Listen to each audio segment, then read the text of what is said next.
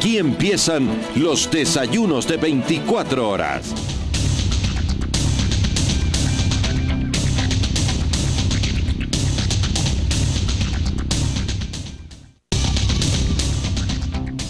Hoy María Josefa Coronel no nos puede acompañar, está indispuesta de salud. Nosotros desde aquí le deseamos pronta recuperación y es tiempo ahora de contarles que el Código Monetario y Financiero, que entró en vigencia el pasado 12 de septiembre, creó un impuesto del 0,5% a las transacciones crediticias. Los recursos de esta contribución serán destinados, según el Código, al financiamiento de la atención integral del cáncer.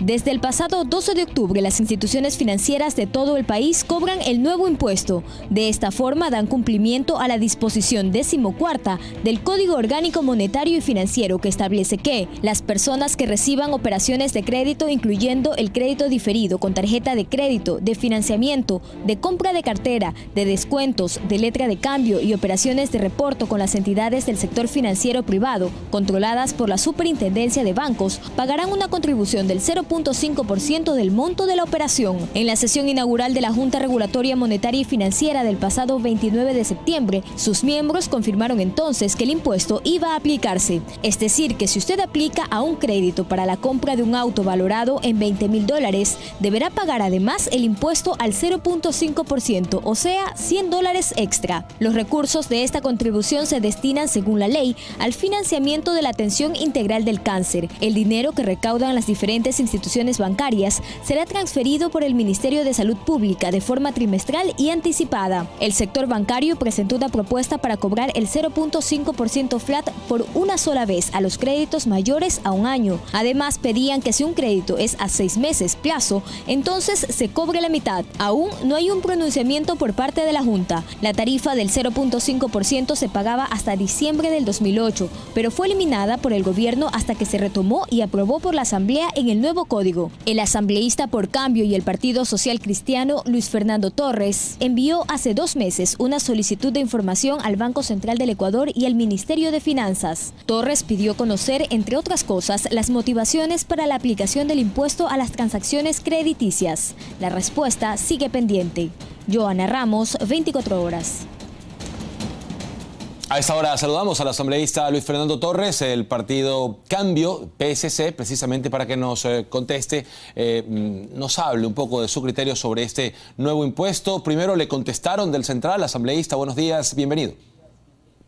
Buenos días, no he tenido respuesta, inclusive la propia presidenta de la Asamblea Nacional le insistió al ministro de Finanzas que contestara la pregunta que le hice sobre la aplicación de este impuesto del 0,5% a las transacciones crediticias. Y no hay respuesta, como otros ministros que se niegan a responder. La ministra de Obras Públicas, por ejemplo, cada vez que se le pregunta sobre obras viales, no dice ni pío. Y es hora de que los ministros, si no van a dar la cara en la Asamblea, por lo menos contesten de manera escrita temas que le interesan a la ciudadanía, como ocurre en este caso, por ejemplo, con la aplicación del impuesto del 0,5% a las transacciones financieras y crediticias. ¿Y por qué es importante saberlo? Me explico mejor. ¿Por qué necesitamos una explicación para una necesidad que está allí? Es decir, apuntalar toda la tarea de la Sociedad de Lucha contra el Cáncer para atender tantos casos que se dan, que sea una política pública la que financie, la que apuntale esta actividad. ¿No es encomiable, bien visto desde toda visión? Mire, conviene hacer un poco de historia.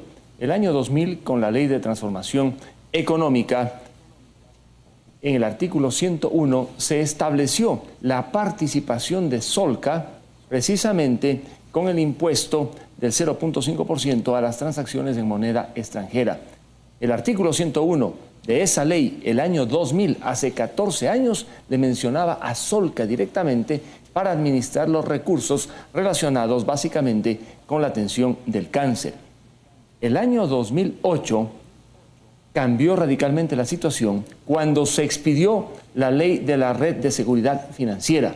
Allí se dijo que no podía haber transferencias del presupuesto, no podía haber impuestos especiales para financiar, en este caso, a Solca en la atención integral del cáncer. Y dijo entonces la ley de la Red de Seguridad Financiera que será del presupuesto general del Estado de donde saldrá la plata para Solca. Llegamos al 2014 y la situación cambia. Volvemos a lo anterior. Nuevamente se establece el impuesto del 0.5%, pero con una diferencia.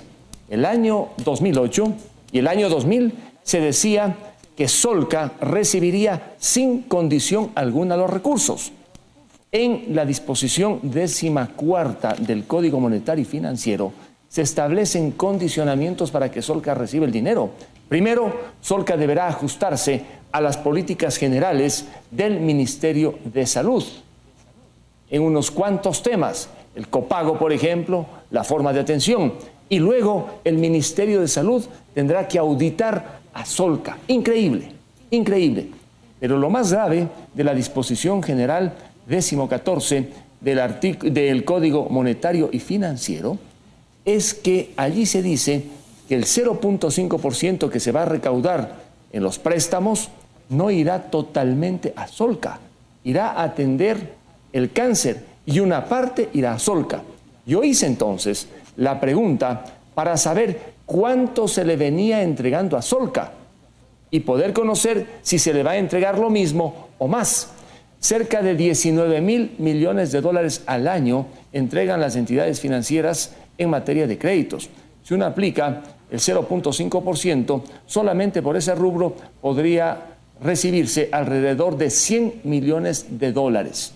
Se dice que a Solca se le ha venido entregando 62 millones de dólares. ¿Qué va a pasar con la diferencia? Con cerca de unos 35 millones de dólares. ¿Van a ser administrados por el Ministerio de Salud o cuál otra entidad? Solca se ha caracterizado por llevar un trabajo claro y muy eficiente en la cura del cáncer y la atención a pacientes que se encuentran con esta enfermedad. En Solca se puede atender a una persona de bajos recursos y tiene algún financiamiento, alguna ayuda. A Solca no se la puede debilitar. De allí que debería, básicamente, encontrarse un mecanismo para que, si Solca recibía 62, 65 millones de dólares y se va a recaudar más dinero, que el dinero adicional que se recaude también vaya a Solca, para que siga cumpliendo con eficiencia la atención básicamente integral del cáncer, una enfermedad que en el Ecuador se extiende. Cáncer de mama, cáncer de colon, cáncer de estómago, son prácticamente enfermedades que vienen marcando a hombres y mujeres del país. Y allí entonces, que lo que ha hecho la Asamblea es importante. Y termino con algo.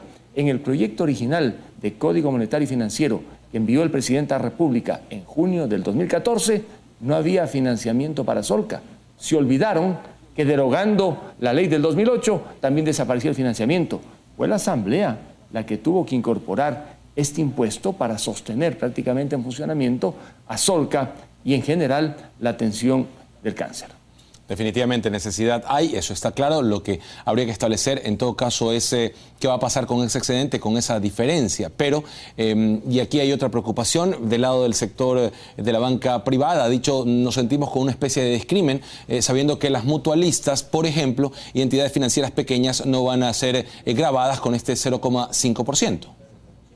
Sí, efectivamente, en la última resolución dictada por la Junta Política de Regulación el 9 de octubre, la regulación 003, se establece de manera clara lo que ya dice la disposición general 14ª del Código Monetario y Financiero. Esto es que las entidades financieras que forman parte de la economía popular y solidaria, cooperativas y últimamente mutualistas, estarían excluidas, así como se excluye de manera expresa también a las entidades del sector público. Serán básicamente las entidades financieras privadas y, por supuesto, aquellas entidades que manejan tarjetas de crédito, no para el crédito corriente, sino para el crédito diferido, las que tendrán que cobrar el 0.5%.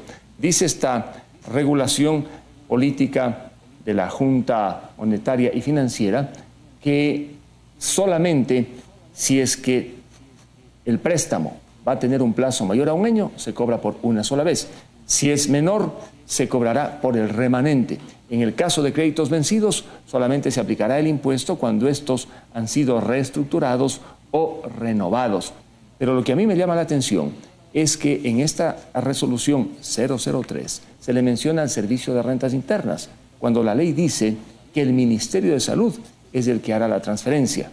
Ahora parece que los recursos deberán ir al Servicio de Rentas Internas y no llegarán automáticamente a Solca, porque la disposición general 14ª del Código establece, como le digo, varios condicionamientos, entre ellos que Solca deberá cumplir las políticas que dicte el Ministerio de Salud, más centralismo, más control, más dirigismo, en cuanto a la atención integral oncológica, al copago por parte de los usuarios y a la rendición de cuentas.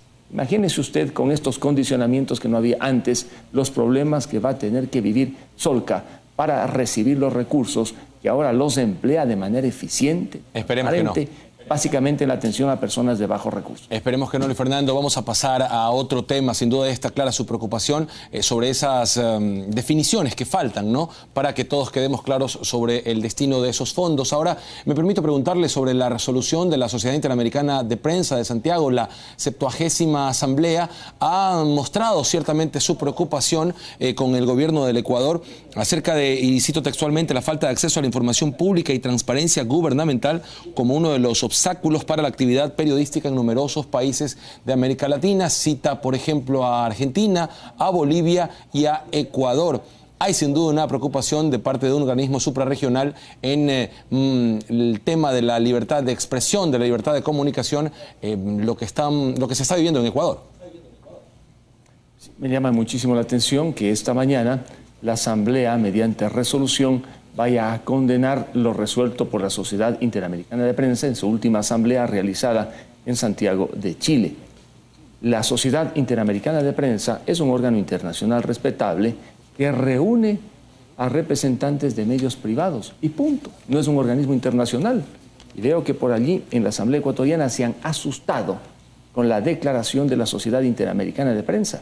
Tanto se han asustado que existe una fundamentación larguísima para decir 2 o 3 simples cosas, como rechazar lo expuesto en la Asamblea de la Sociedad Interamericana de Prensa. Entre otras cosas, esta sociedad le pide a la Asamblea Nacional que derogue la Ley Orgánica de Comunicación. Le pide, le exige. Bueno, habrá que ver hasta qué punto tiene eco y sobre todo peso y consecuencias la petición hecha por la Sociedad Interamericana de Prensa. Pero en el Ecuador viene el susto. ¿Por qué? Creo yo que el problema no es propiamente ecuatoriano, el problema es internacional. La Ley Orgánica de Comunicación, por más que en una espuria sentencia la Corte Constitucional haya dicho que es constitucional, la ley se encuentra en muy mal predicamento porque tiene una serie de deficiencias y limitaciones a las libertades fundamentales, entre ellas la libre expresión, la libre comunicación y la libre información, independientemente de 2 o 3 cosas positivas que pueda tener. Y allí entonces que el problema básicamente es de orden internacional y la Asamblea entra a una pelea en la que no tiene que estar. Esa no es pelea de la Asamblea, no es pelea de los legisladores, es un tema de opinión pública.